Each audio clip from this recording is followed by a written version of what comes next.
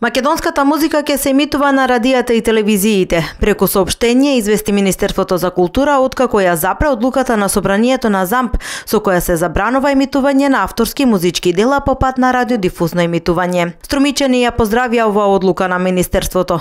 Тие смета дека музиката е најдобриот амбасадор за распознавање на македонската култура, македонскиот збор и македонскиот народ. Македонската музика се врати во етер, дали е тоа во ред?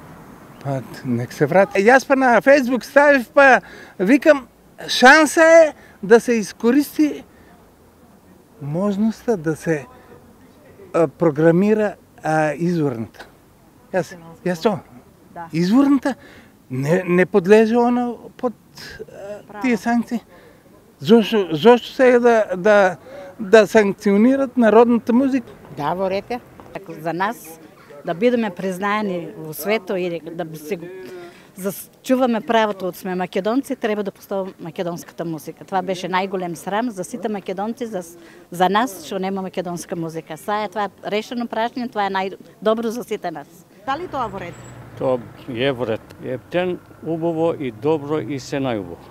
Граѓаните кои ги анкетиравме коментираат дека и ново компонираната македонска музика поради забраната не ја знаат, а сега со укинувањето на забраната ќе ги слушаат почесто на радијата и телевизиите и ќе ги научат.